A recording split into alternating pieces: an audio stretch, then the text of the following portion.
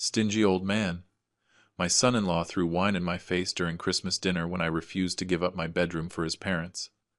My daughter added, "Don't call me your daughter anymore." I smiled calmly, got up, and dialed the number. Phase 1 complete. Then came the betrayal, the revenge, and the justice. The police arrived. Before we continue, please subscribe to William's Revenge Stories and tell us where you are listening from in the comments. My hand was still on the doorknob when I heard their voices. I had returned early from Richard Foster's office. The traffic downtown had been lighter than expected, and now I was paralyzed in my own hallway, keys digging into my palm. When he is gone, this place will finally make sense. Sarah's voice drifted from the living room, as casual as if she were discussing the weather. We have already waited 3 years. That was Michael, my son-in-law. How much longer are we supposed to pretend? I should have announced myself.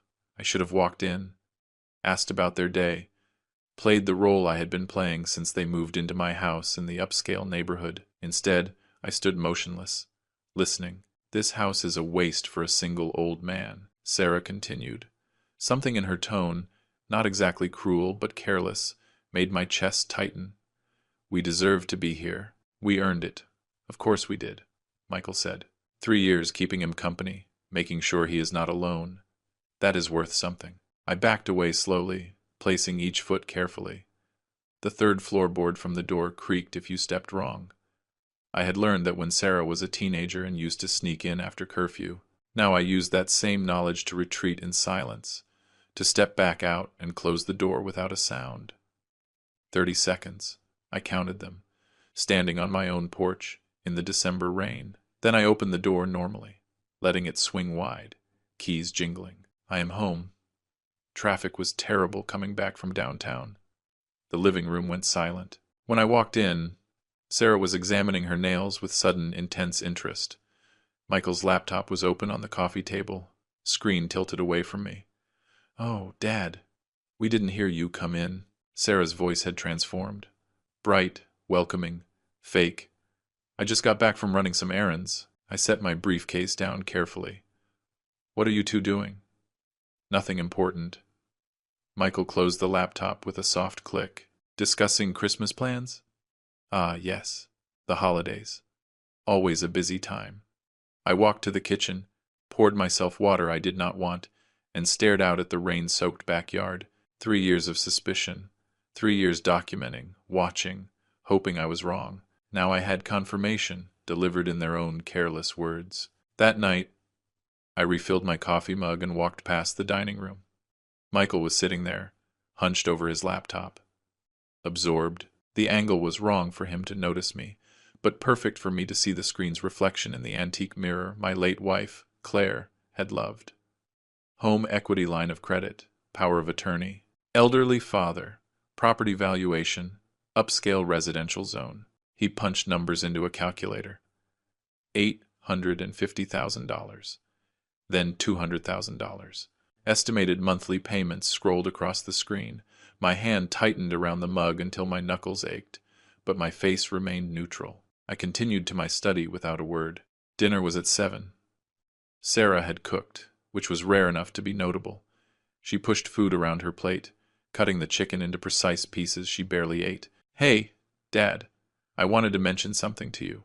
She touched the pearl necklace I had given her for her 30th birthday. "Michael's parents are coming to visit for Christmas." "Linda and Robert?" "That is nice." "When do they arrive?" "Day after tomorrow." "They will stay for about a week." I nodded, chewing slowly. "The guest room is available." "Well, actually," Sarah's fork paused in the air. "Linda has back problems. The mattress in the guest room might not be ideal for her. I can buy a new mattress." "It is not that. I mean, it would just be easier if they had a more comfortable space." "Yes, Hugh. Too fast. Too sharp.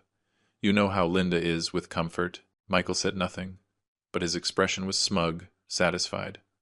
"I see." I set my fork down carefully. "We will discuss this later." The rest of dinner passed in tense silence. Sarah asked about my day. I mentioned errands, a meeting, nothing specific. Michael excused himself early. Citing work emails, Sarah cleared the dishes with exaggerated kindness, like a child trying to win favor after misbehaving. By 10, they had retreated to their bedroom. I waited until I heard the door click shut, their voices murmuring behind it, before moving. My study was on the first floor, oak-paneled and quiet. I locked the door, a habit from my years as an accountant protecting client files. Now I was protecting something more valuable. The desk drawer required a key I kept separate from my main keychain. Inside was a thick accordion folder, meticulously organized. I spread the contents across the mahogany surface like a card player revealing a winning hand. Trust documents, loan notifications, everything. He agreed. Tomorrow at 9 in the morning, at his downtown office. Good. I will see you at 9. And Richard, thank you for your patience these last 6 months. I hung up and allowed myself a small, cold smile. I did not sleep that night, not from anxiety. I was past that. I sat at the kitchen table as dawn broke. Rain drummed against the windows. My documentation folder sat beside me like a loyal soldier. Credit reports, showing their mounting debts, their minimum payments, their careful avoidance of anything resembling financial responsibility. Photographs, screenshots of Michael's laptop captured over months, search histories, loan applications, property value estimates, audio files saved on my phone, backed up on 3 separate drives. Our state was one that allowed single-party consent recording. Every conversation I had been part of was legally recordable. And finally, dated that very morning, trust documents, irrevocable. The house, upon my death, would transfer to the charities Claire and I had always supported. Sarah would inherit nothing but debt. I took out my phone and dialed. Richard, this is Arthur. My voice was steady. 3 years of practice controlling it. Richard Foster had been my lawyer for 20 years. He knew what this call meant. We need to move forward. Tomorrow morning, if possible. His reply was measured. Professional, asking about timing, about certainty, about consequences. Yes, they have made their final move. It is time to execute phase 1. I paused, looking at the evidence spread before me. The trust documents, loan notifications, everything. He agreed. Tomorrow at 9 a.m., in his downtown office. Good. I will see you at 9. And Richard, thank you for your patience these last 6 months. I hung up and allowed myself a small, cold smile. I did not sleep that night, not from anxiety. I was past that. I sat at the kitchen table as dawn broke. Rain drummed against the windows, my documentation folder beside me like a loyal soldier. 3 years of evidence. Today I would add the final pieces. At 6:45 a.m., I was checking my checklist one last time. Trust documents, ready for signature. Loan documentation, organized chronologically. Revocation of power of attorney, drafted and notarized. Everything Richard and I had spent 6 months preparing. Sarah and Michael's alarm went off upstairs around 7:30. I heard it through the ceiling. I heard the shower start. By 8:15, I was in my car, pulling out of the driveway before they had finished their coffee. I let them wonder where I had gone. I let them assume I was running errands as always. Richard Foster's office occupied the 14th floor of a glass building downtown. Rain lashed against the windows as we sat opposite each other, papers between us. This is the final set. Richard slid a leather portfolio toward me. Once you sign, the trust is irrevocable. The house will transfer to the designated charities upon your death. Your daughter will have no legal claim. I opened it, scanning terms I had already memorized. And the loan documentation, all valid.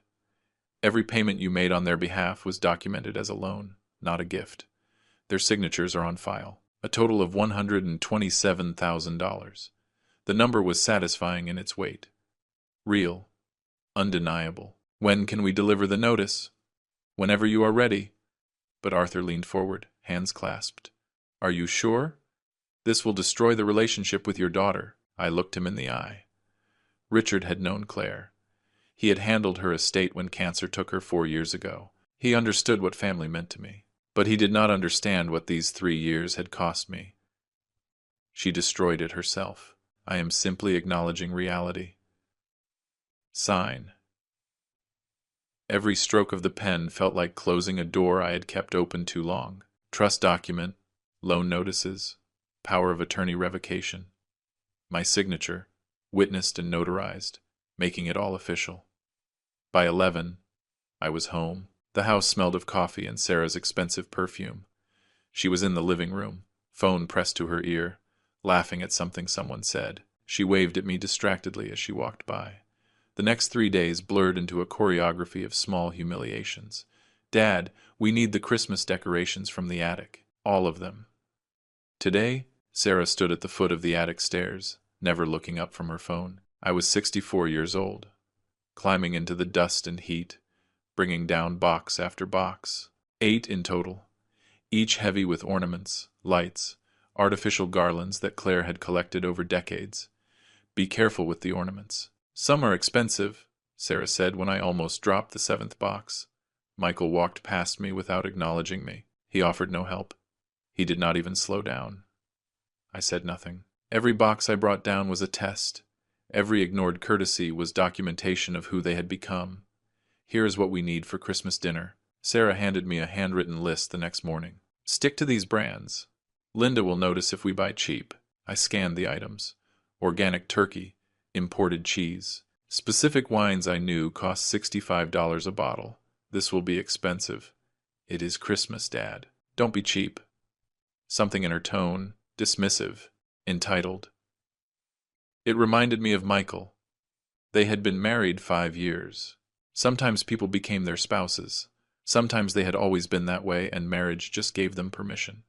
How much do you expect this to cost? $400 maybe? Can you afford it? At the supermarket, I loaded the cart methodically. Premium ingredients, exact brands. 3 bottles of wine at $65 each. The cashier rang up the total. $427. I handed her my credit card and watched her swipe it. I watched the receipt print. Bank statements. 3 years of charges from Sarah on cards I had temporarily covered. $95,000 in total. Every statement highlighted. Dated. Cross-referenced. A loan agreement.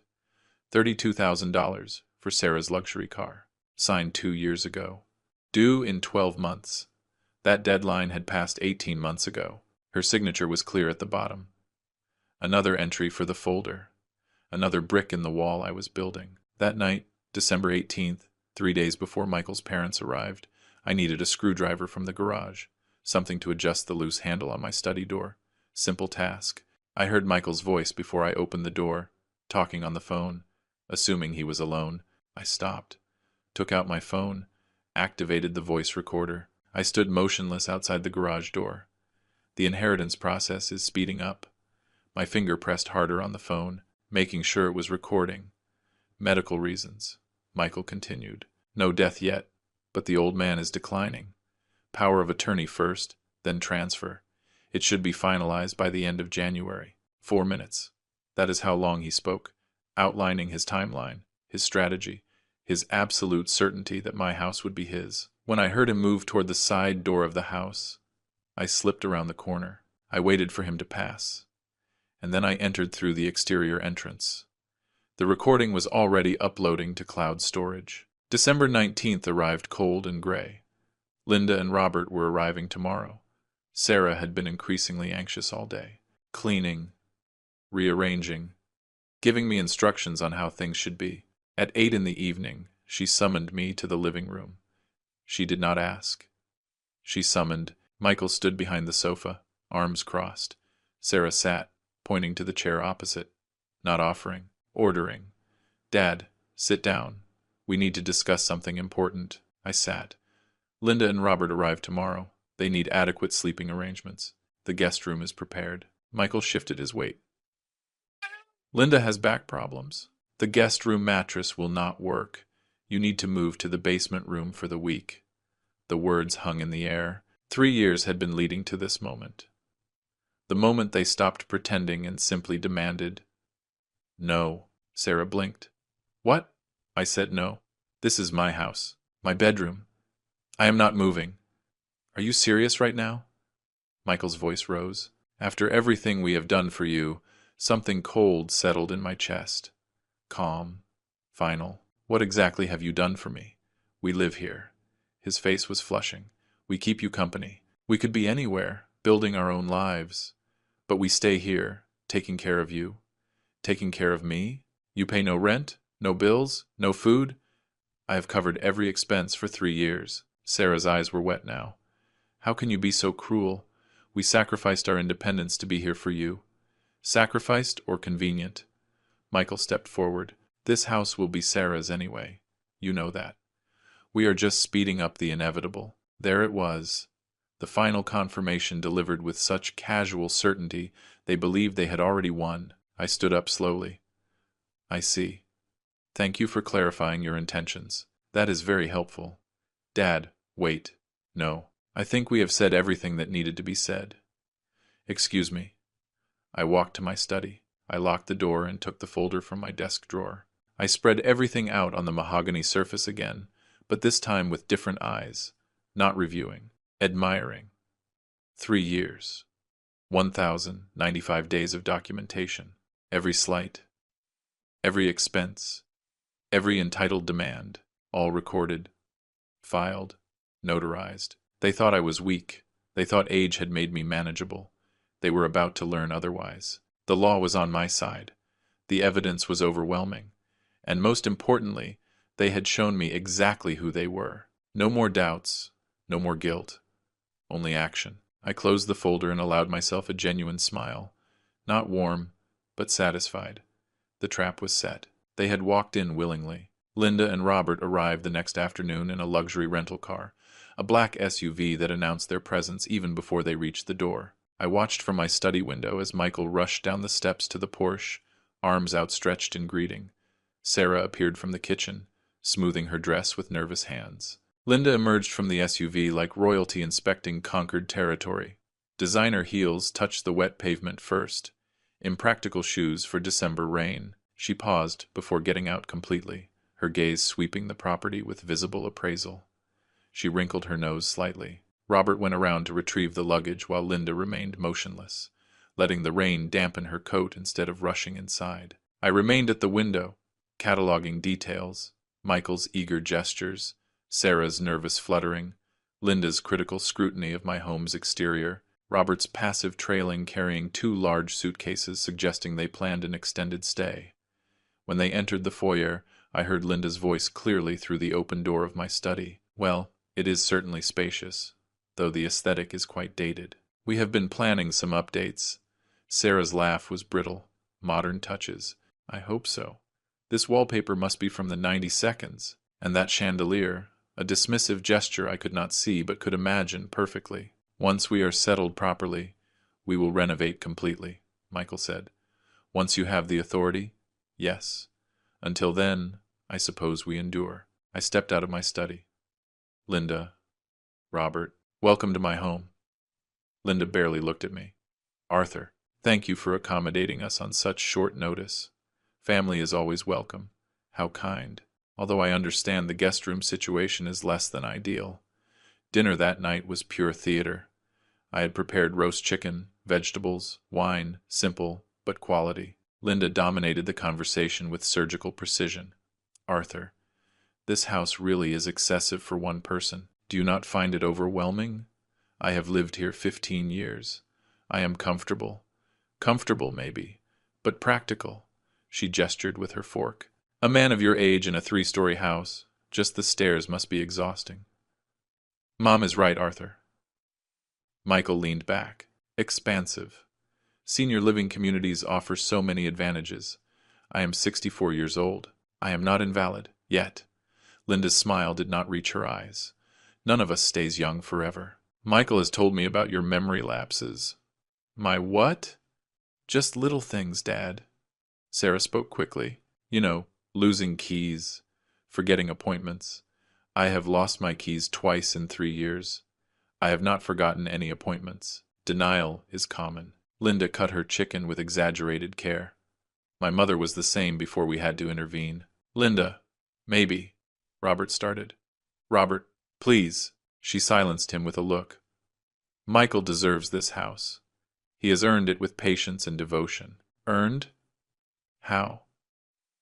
I kept my voice level. Staying with you, of course. Caring for you? That is worth something. I said nothing more. Every comment was a small blade, placed with precision. I noted them all. Linda's casual cruelty, Sarah's enthusiastic agreement, Michael's smug satisfaction, Robert's guilty silence. This was rehearsed, coordinated. They had planned this assault before arriving. After dinner, I excused myself, citing fatigue. In my study, I sat in the dark, door slightly ajar. Around 11 at night, voices drifted from the living room, the four of them speaking in low but excited tones. I moved silently down the hall, positioning myself in the shadows where I could hear but remain hidden. My phone was already in my hand, recorder activated, volume muted. I have looked into the legal avenue. Michael's voice conveyed confidence. Power of attorney based on diminished capacity.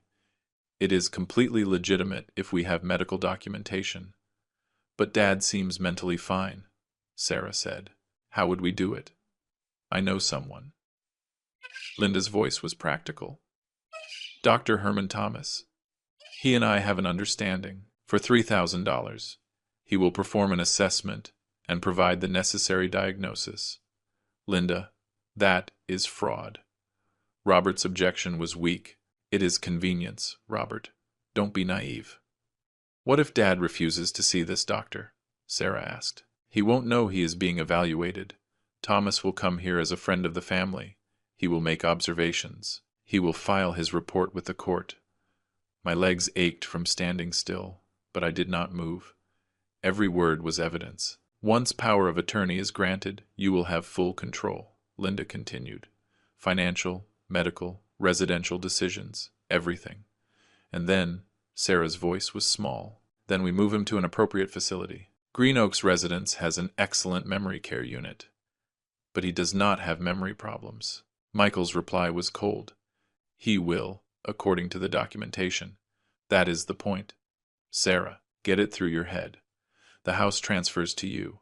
Michael gets the line of credit he needs for his business expansion. And everyone benefits. Everyone except Dad.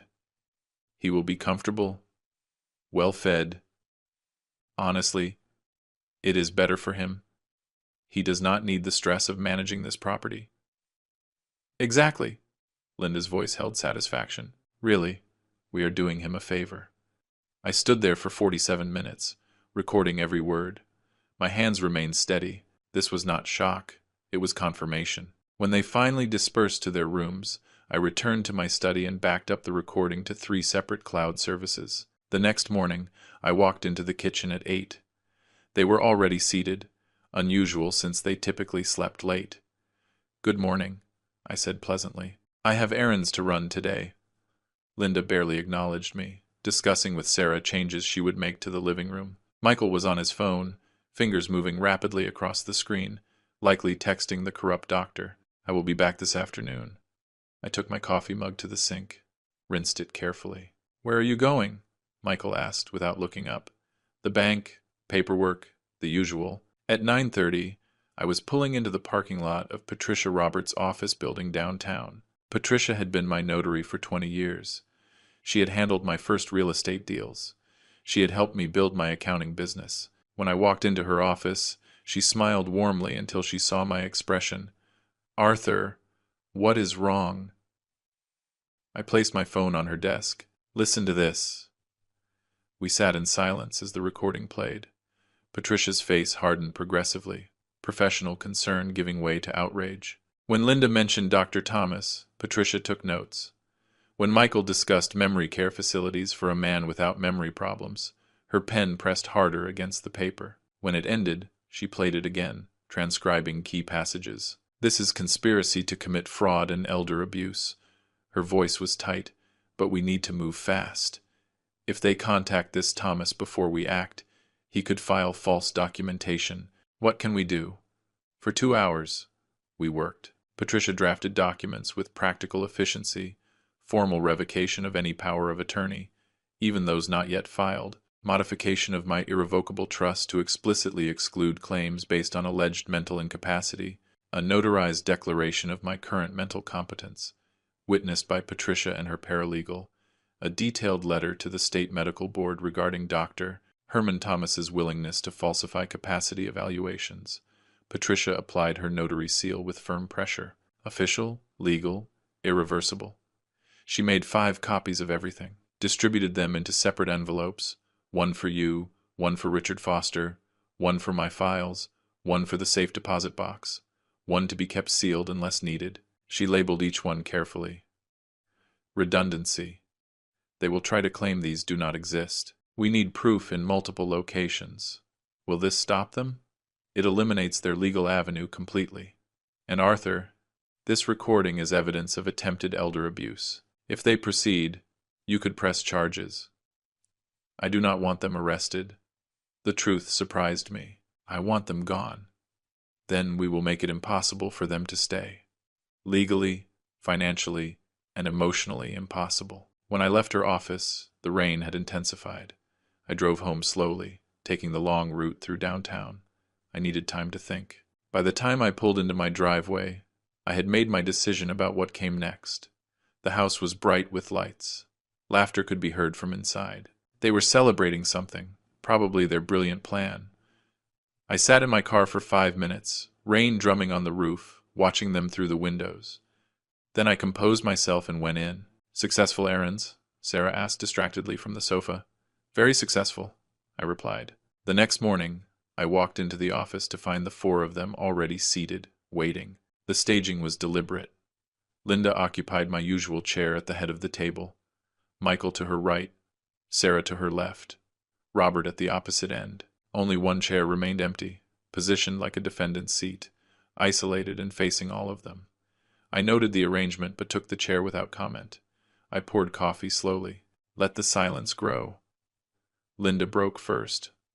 Arthur, we need to address the sleeping arrangements. That guest room situation is completely unacceptable. Unacceptable how? The sofa bed is ancient. I have barely slept. My back is in agony. We require proper accommodation. Dad is only for a few days. Sarah touched her necklace. Nervous habit. Can't you be flexible? And where would you suggest I sleep? The basement room is perfectly fine. Michael's voice conveyed casual disdain.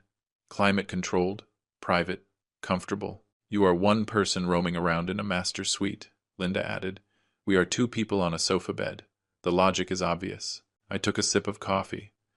The logic is that I must vacate my bedroom in my house for your comfort. The logic is that you should be gracious to your guests. No. What? Michael's head snapped up. No, I will not move to the basement. Not for a few days. Not at all. The refusal triggered something. Michael leaned forward, elbows on the table. Since we are discussing living arrangements anyway, let's address the bigger issue. This house is too much for you, Arthur. I manage fine. Do you? Linda's voice held practiced concern. 3 flights of stairs at your age, the yard work, property maintenance. It is overwhelming. Sarah and I need stable housing. Michael gestured between himself and my daughter. We are in our 30s, building careers, planning our future. You need simplicity. What exactly are you proposing? A senior residence. There are excellent communities in the city. The Gardens residence, for example. Beautiful facility. All amenities included. You have researched this. We have just looked at options, Sarah said quickly, for when the time comes. And you think the time has come? Yes. Honestly, it is overdue. Michael spread his hands. You should be somewhere with support staff, medical care, social activities, with people your age.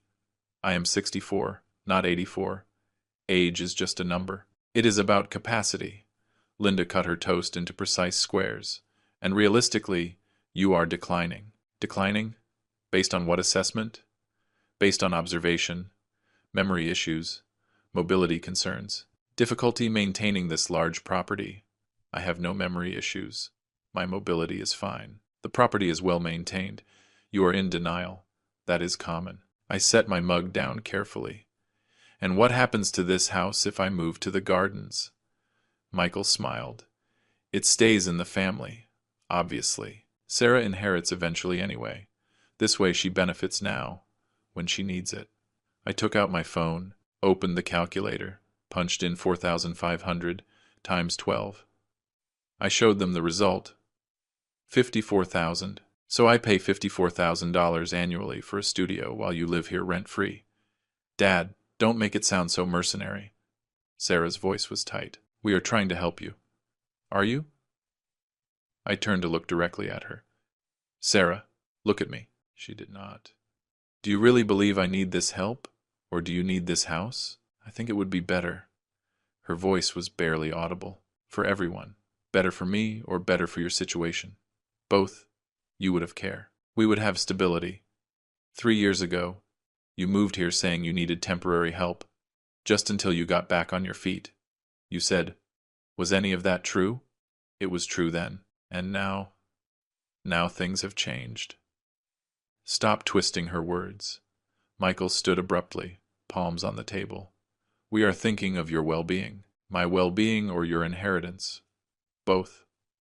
Why can't it be both? Because one is generous and the other is greedy. And I am curious, which is really motivating this sudden concern for my well-being. Michael leaned over the table, menacing. You are being stubborn. Think of Sarah for once. She is your daughter. She deserves security. She has security. She has lived here rent-free for 3 years. Temporary security. We need permanent arrangements. By permanent, you mean ownership of my house. I mean appropriate distribution of family assets. You are going to end up in the gardens eventually. Cooperate now or not. Michael's voice dropped, threatening. We can do this the easy way, or we can look at other options. Explain yourself. He caught himself, realizing he had said too much. Legal options. Standard procedures for seniors who cannot properly manage their affairs. And you think I cannot manage my affairs. I think you are becoming incapable of making sound decisions. This conversation proves it. I smiled, cold, knowing. The expression clearly unsettled him. How fascinating. And these legal procedures, have you researched them? I have consulted resources, yes. What kind of resources? That is not relevant. The point is there are mechanisms like a power of attorney, perhaps. Among other things. My smile widened slightly. I see. Well, you should certainly explore all your options, although I would suggest consulting a qualified lawyer first. Legal procedures require proper documentation. Improper paperwork can lead to complications. Are you threatening us? Linda's voice was sharp. Threatening? No. Advising? The law is complex. One must be careful when attempting to invoke it. I stood up, pushed my chair back, took my mug to the sink, rinsed it methodically, placed it in the dishwasher. Every movement deliberate. I appreciate your concerns. I will give your proposal the consideration it deserves. Linda looked triumphant. So, you will look at the gardens? I will consider everything you have said. When will you decide? Michael asked. After Christmas. Speaking of which, tomorrow night I am hosting a dinner. At 6 o'clock, I have invited guests. What guests? Sarah's voice rose. I thought it was just family, old friends. People I should have included from the beginning. You will meet them tomorrow. Who, specifically? Michael's confidence wavered. People who matter. They will be interested in meeting all of you too. This is highly irregular, Linda protested. Christmas should be just for family. My house. My guest list. 6 o'clock. Dress appropriately. First impressions are important. What does that mean? It means behave your best. These guests are observant. I turned toward the door. Then I paused. Oh, and Michael, about those legal procedures you mentioned. Consult a lawyer before filing anything. You will want to make sure your documentation is watertight. Judges are particular about legitimacy, especially in elder law cases. Attempted fraud, even failed fraud, carries serious consequences. Who said anything about fraud? Did I say fraud? I meant errors. Paperwork errors. Easy to make when one rushes into legal processes without proper guidance. Arthur, what are you insinuating? Linda's voice had lost its confidence. I am not insinuating anything. I am stating facts. The law protects vulnerable people from exploitation. It is quite robust. In fact, courts take these matters seriously. I walked out the door. 6 o'clock tomorrow. Don't be late. My guests are punctual people. Behind me, silence stretched. Then Linda's voice. Uncertain. What did he mean by that? Nothing. Michael's answer lacked conviction. He is just bluffing. I don't know. Robert spoke for the second time all morning. The way he looked at you, Michael, that was not a desperate man. That was a man holding all the cards. I closed my study door and allowed myself a genuine smile. Christmas Eve arrived with gray skies and steady rain. I spent the afternoon in my study, making final calls, confirming arrangements. Sarah and Michael moved through the house like ghosts, cleaning nervously, watching clocks. Linda complained about the guest room, about the food prep, about not being consulted on the menu. By 5:45, the dining room was ready. My best china, candles lit, wine breathing on the sideboard. I had set 7 places instead of 5. I let them wonder. Precisely at 6 o'clock, the doorbell rang.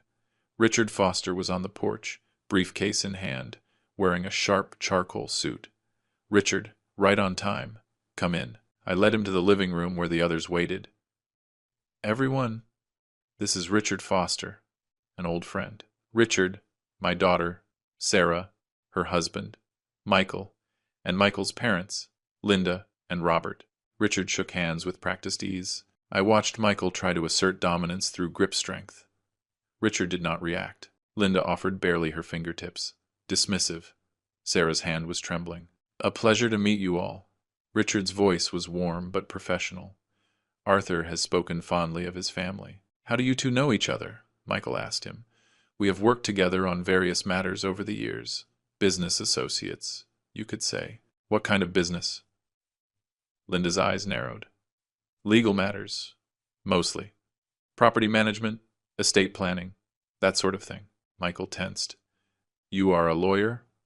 I am. Although tonight I am just a friend enjoying Christmas Eve dinner. Dad didn't mention you were coming. Sarah's voice was faint. I mentioned I was inviting guests. Richard is always welcome at my table. Linda's response was ice. How lucky for him. Dinner began with forced civility. I served the first course. Pumpkin soup. Simple but elegant.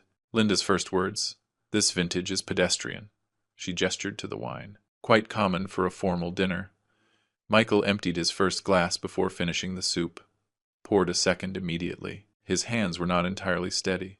Richard kept up pleasant conversation about the city weather, the holidays, nothing substantial. But his presence unsettled them. I could see it. Sarah barely touching her food, Michael drinking faster than eating, Linda's stiff posture. Midway through the main course, Michael's wine courage kicked in. Arthur, Sarah and I have made a decision about your living situation. His words carried forced confidence. After the holidays, we will help you transition to the Gardens retirement community. They have availability. $4,500 monthly. Perfect for your needs. I cut my chicken with deliberate care. And who pays that $4,500? You will, Dad. Sarah spoke quickly. From the sale of this house, I am going to sell my house. It is the logical solution. Michael leaned back. Expansive.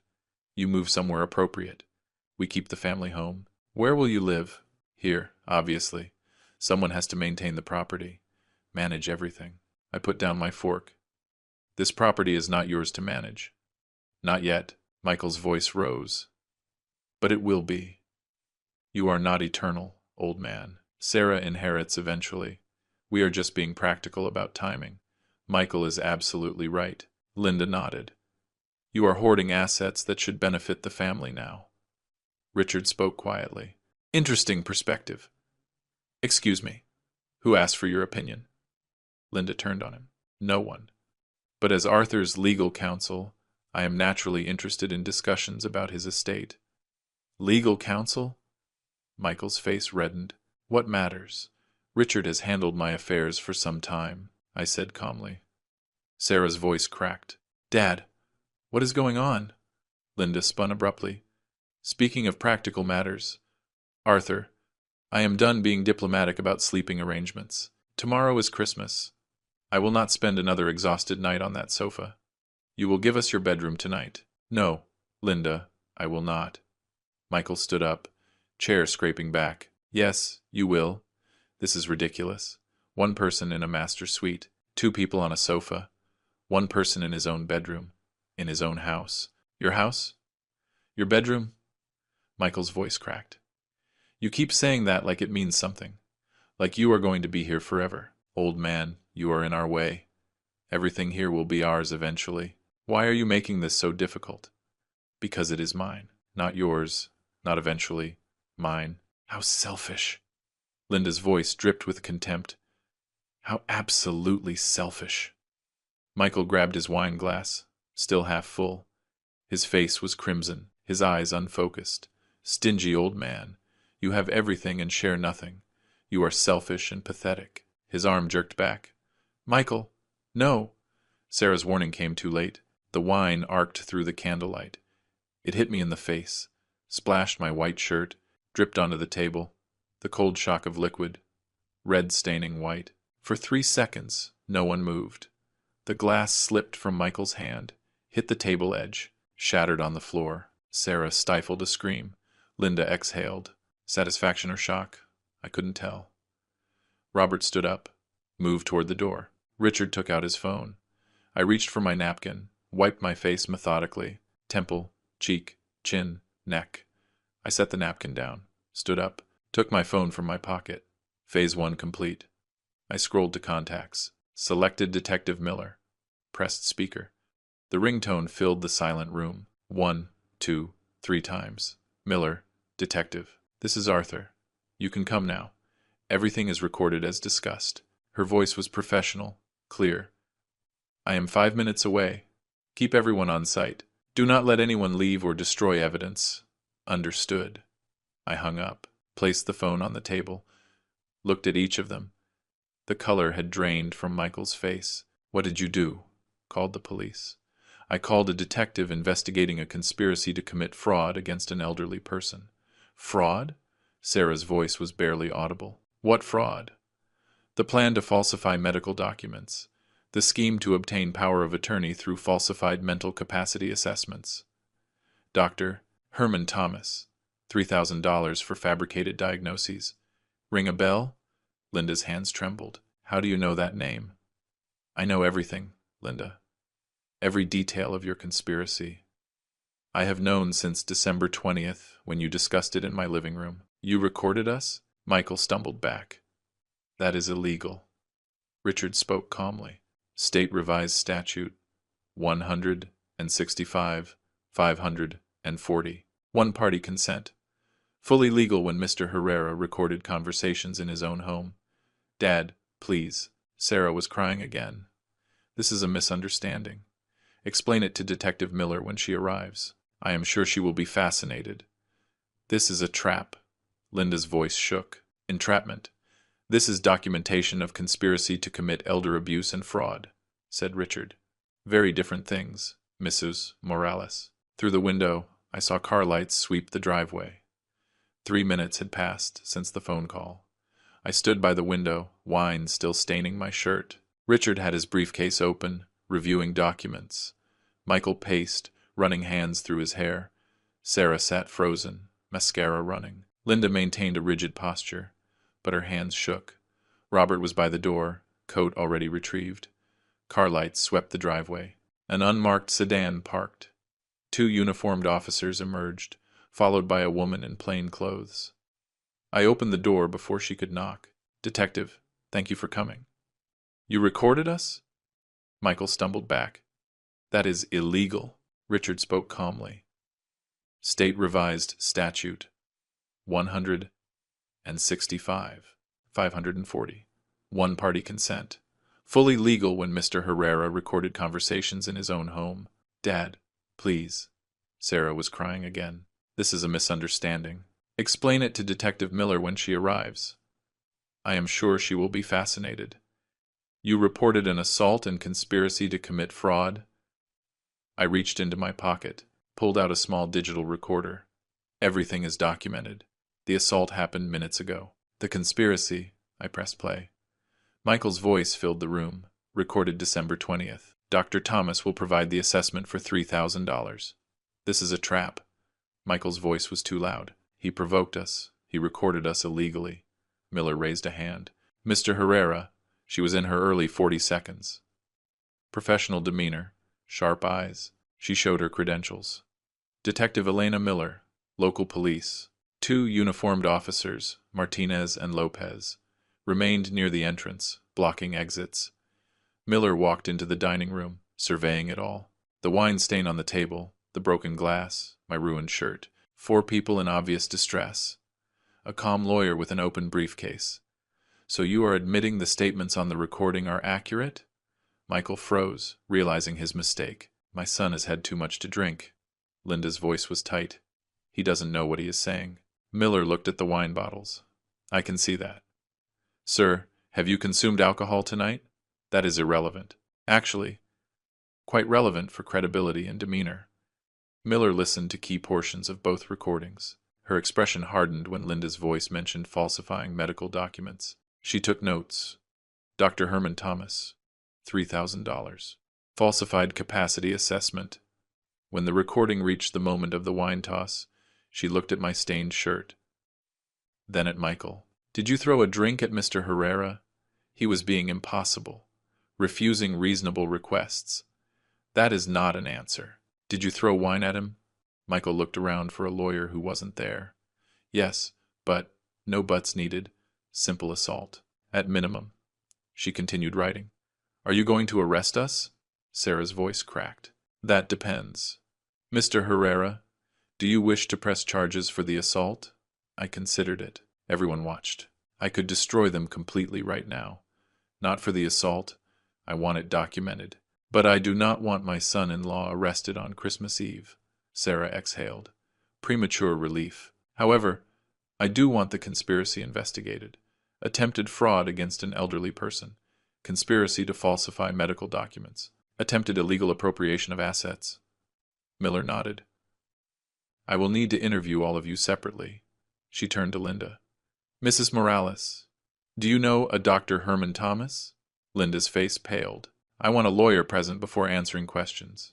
It is your right, but refusal to cooperate is noted. After brief individual interviews, gathering basic information, Miller let them all go with warnings. Do not leave the city area. We will have follow-up questions. If anyone contacts Dr. Thomas or attempts to interfere with this investigation, that is obstruction. Linda stood immediately. Robert, we are leaving. Now. Sarah called to her. Mom, wait. You got us into this, Sarah. Linda's voice was cold.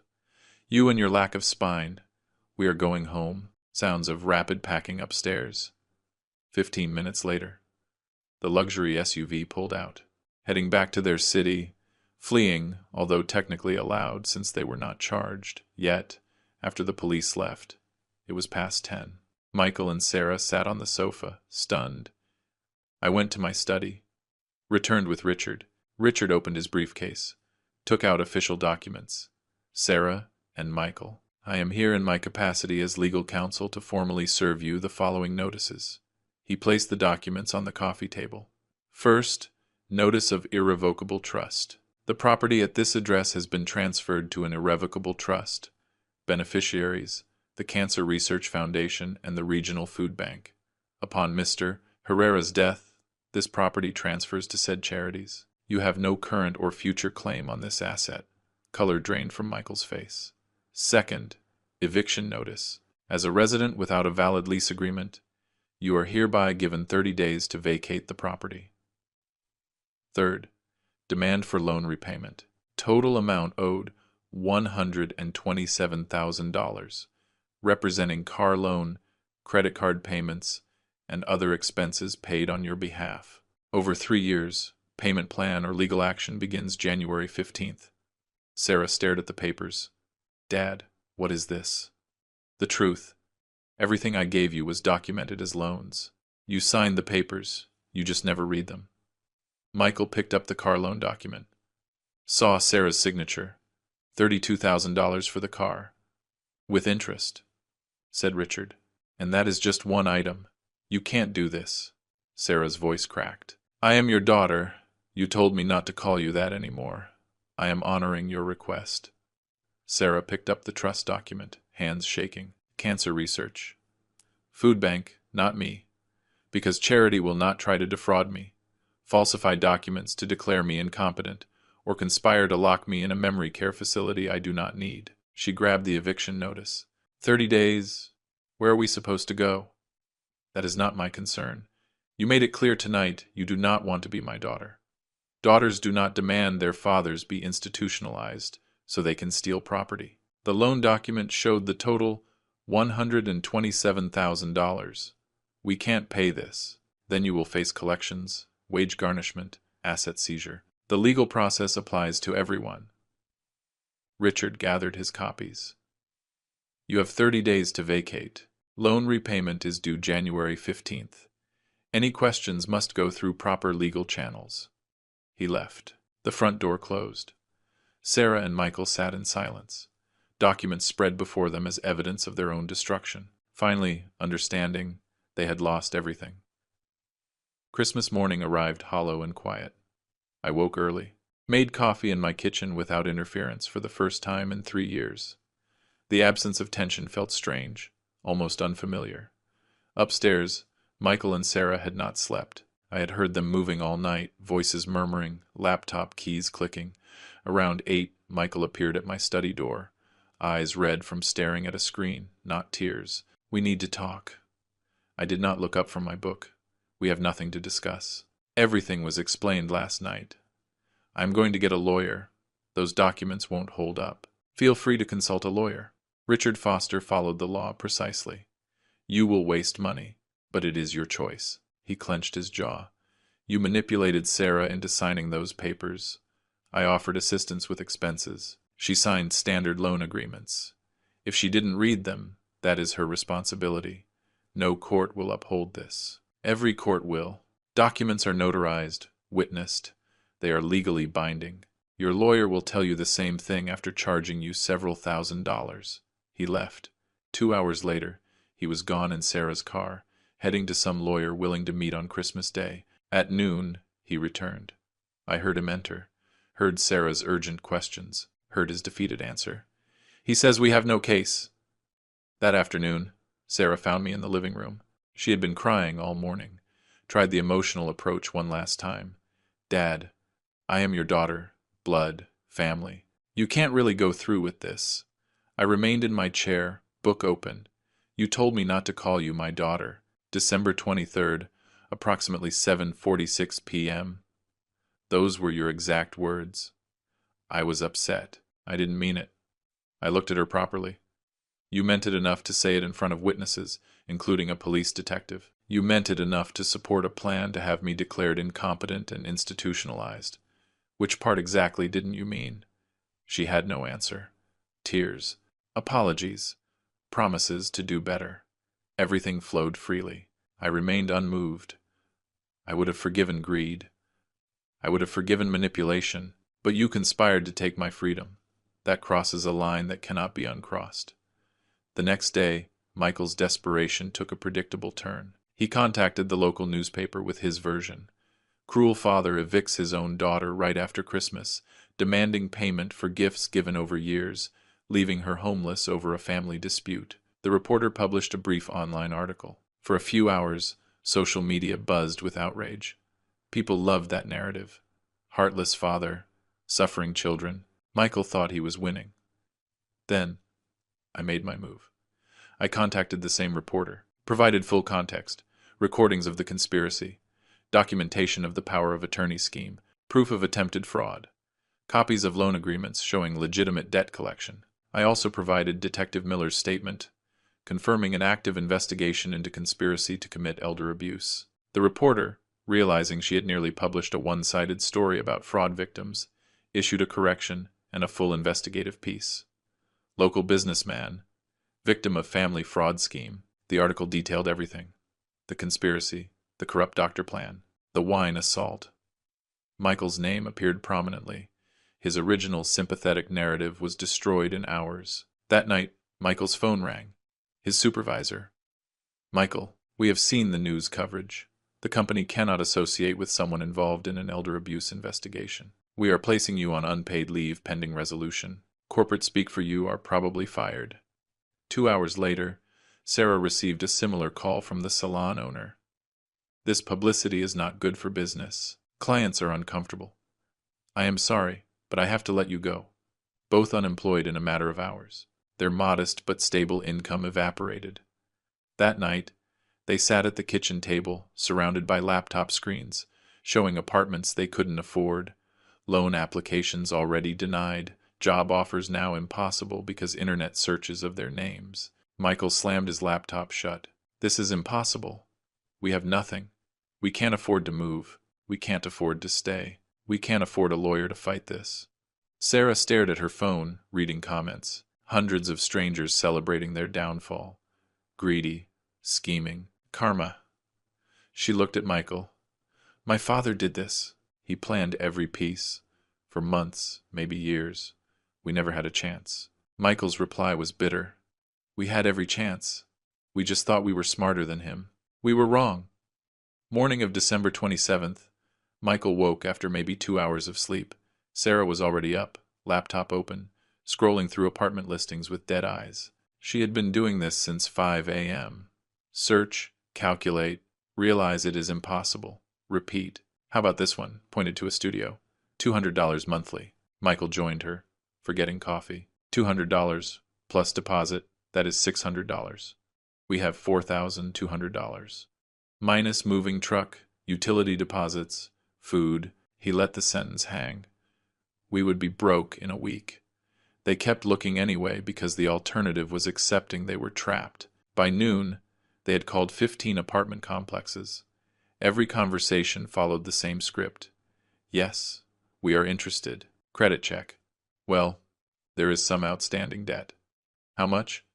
$127,000. No, I understand.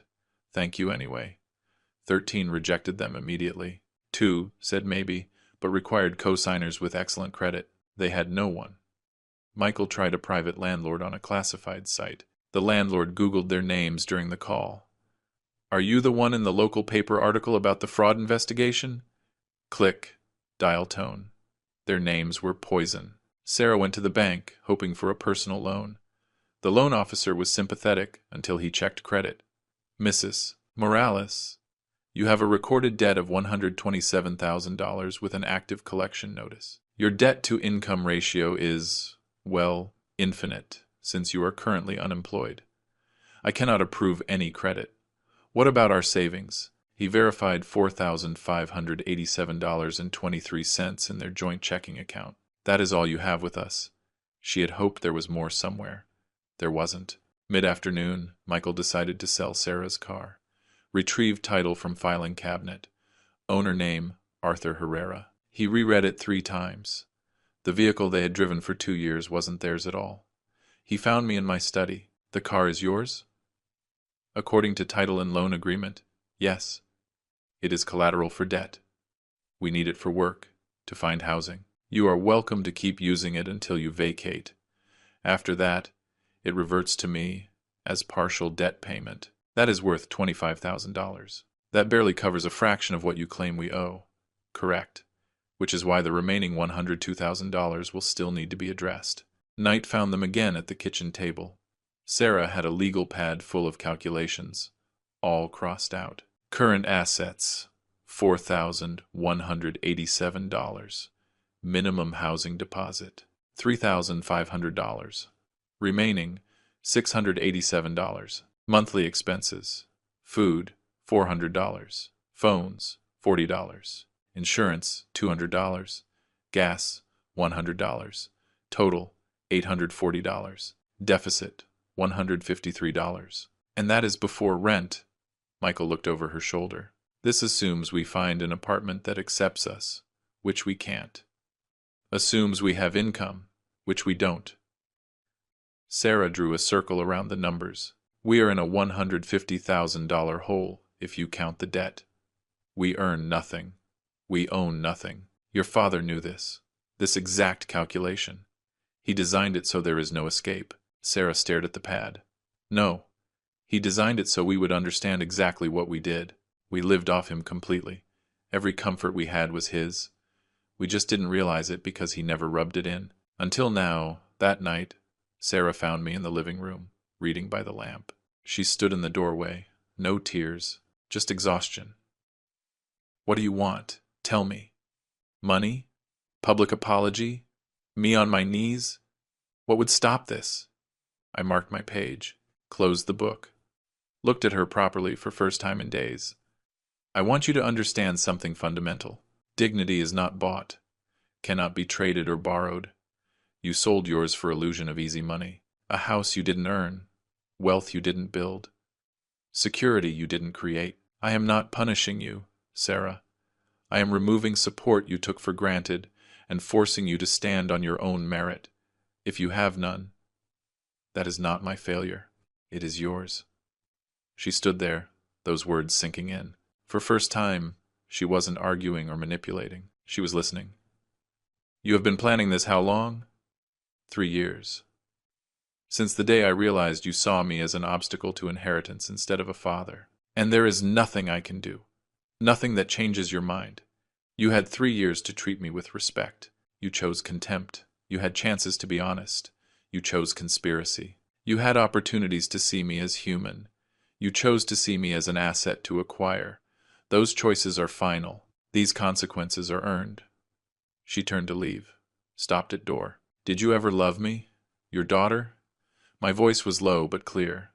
I love the daughter I raised. I don't know who you have become. She walked out. I returned to my book, lamp casting warm light in my reclaimed home. Upstairs, Sarah packed what little actually belonged to them, which turned out to be almost nothing. Sarah woke to winter sunlight streaming through windows that would never be hers. Today was departure day, December 28th. The deadline I had given them reduced from 30 days to 10. No extensions, no negotiations, no mercy. She looked around the guest room, her temporary home for 3 years. She saw it clearly now. They had always been guests, never residents, never family. Michael was already up. 2 suitcases open on bed, mostly empty. That is all we can take. He gestured around room. Everything else is his. The bed, dresser, lamp, even hangers. We take our clothes and leave. 2 suitcases for 3 years of life. That was the sum of what they actually owned. They went through possessions methodically, discovering truth in every item. Sarah reached for jewelry box. Gifts from me for birthdays and Christmases. Can I take these? Michael checked documents from Richard Foster. Gifts valued over $500 revert to estate as debt payment. How much are those worth? Maybe $3,000. Leave them. Her laptop, bought by me for salon work. This belongs to him. Leave it. Kitchen appliances, bought on my credit card. Artwork selected with my money. Mine. Books. Decorations. Cookware. All stamped with my invisible ownership. By noon, 2 suitcases contained clothes, toiletries, a few personal photos. That was total.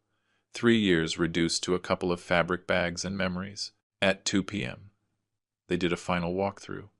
Every room was a monument to their illusion. Dining room where they had eaten hundreds of meals. My table, my chairs, my food.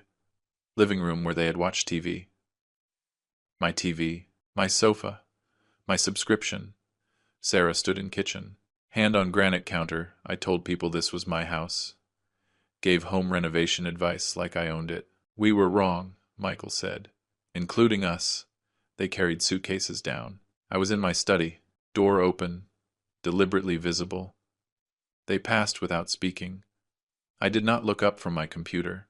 They were already gone to me. They drove to Star Motel on Busy Avenue, type of place that rents by week, takes cash, asks no questions. $65 a night was all they could afford. Room was 200 square feet. 1 bed, 1 bathroom. Window overlooking parking lot. Ancient TV bolted to dresser. Heater rattled. Carpet had stains. This was what $4,000 bought. 60 nights of barely adequate shelter. Sarah sat on bed, testing springs. They squeaked. She thought of guest room bed they just left. Memory foam. High thread count sheets. Quiet comfort. This is our life now. Michael dropped suitcases. Temporarily. Until we get back on our feet. Back on our feet how? We have no jobs, no references, no credit. And everyone who Googles our names finds articles about fraud. At 4 p.m., someone knocked. Courier with certified mail. Michael signed. Opened it. Letterhead from local police department. Reinvestigation. Conspiracy to commit elder abuse. Case closed. Insufficient evidence to prosecute. While recorded conversations demonstrate intent to commit fraud, No actual fraudulent actions were completed. Case filed as resolved with notation. What does that mean? Sarah asked. It means we won't be charged, but it is permanently documented. Any future background check will show we were investigated for elder abuse conspiracy. So we are guilty without being convicted. We are stained, which is almost worse. A conviction you can eventually clear. Suspicion follows you forever. An hour later, another envelope. National Credit Services, debt collection notice, $127,000, principal plus accrued interest. Payment plan required within 30 days, or wage garnishment proceedings commence. Payment options, $3,000 monthly for 4 years or $1,000, $500 monthly for 8 years or one-time settlement of $110,000. This is impossible, Michael said. Sarah read over his shoulder. What happens if we don't pay? Wage garnishment, asset seizure, liens on property, credit reporting, civil judgment. Can they take money we don't have from jobs we don't have? We signed the papers. That is all that matters legally. Night fell. They sat on bed. There was nowhere else to sit. TV remained off. Heater rattled. Couple arguing in next room, voices leaking through thin walls. Michael stared at debt notice. Sarah stared at police letter. 2 sheets of paper summarizing their destruction. He planned this, Michael said finally. Every detail. The loans, the trust, the recording, the timing. This wasn't a reaction. It was an execution. For 3 years we lived in his house, ate his food, drove his car, spent his money, Sarah said, and we complained it wasn't enough. We saw him as an obstacle instead of... She couldn't finish. Instead of what? A person. A father. Sarah nodded. We forgot he was human. We treated him like an inheritance waiting to happen. They sat in silence. Outside, city lights glowed. A city full of people living their lives, unaware of small tragedy in room 211 of Star Motel. 2 people who bet everything on greed and lost. Sarah lay down, fully clothed, staring at water-stained ceiling, understanding finally and completely that there was no going back. This was her life now. This was what they had earned.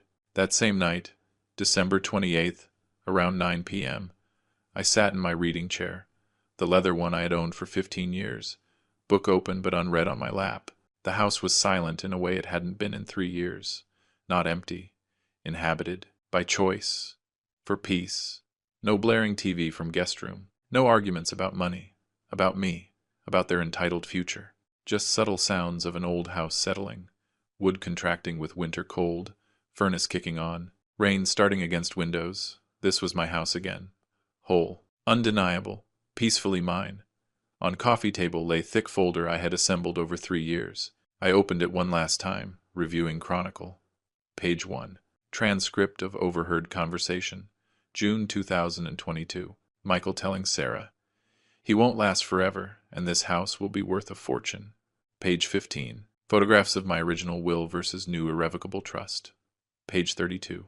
Audio transcripts of conspiracy from December 20th. Every damning sentence. Page 45. Sarah's signatures on 8 loan agreements, each clearly titled, each legally binding. I documented everything because I had learned a hard lesson. Family alone is not enough. Without respect, without basic decency, family becomes predation. This folder was my shield. Now, my vindication. I reached for my phone, dialed Richard Foster. Richard, this is Arthur. They left at 2 p.m. as required. Wanted to thank you for your precision. He assured me trust was watertight. Debt collection proceeding normally. Eviction was legally unappealable. Next call. Patricia Roberts. Patricia, trust is executed. Cancer Research Foundation and Regional Food Bank will receive property upon my death.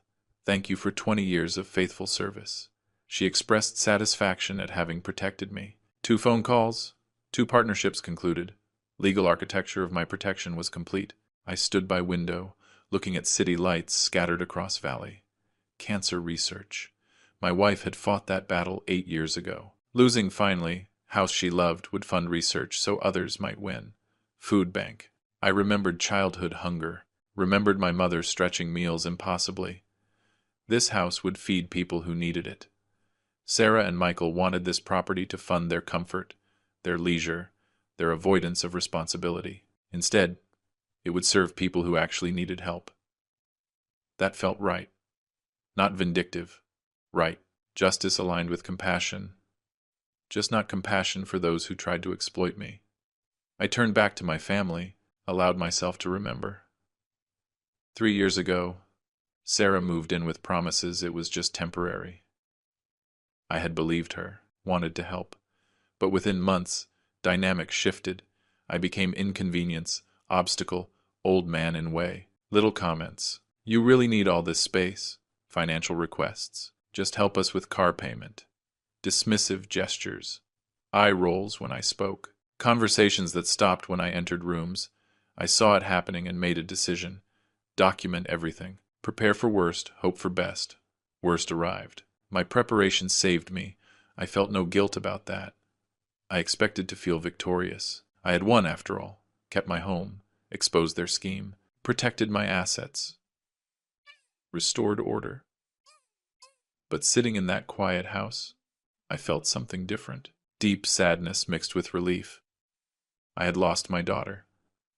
Not to death, but to choices. Her choices, not mine. She had chosen greed over relationship, conspiracy over honesty, entitlement over gratitude. I had responded by removing myself from exploitation, but cost was permanent rupture. 36 years of fatherhood ended. I wasn't happy about it, but I was at peace with it.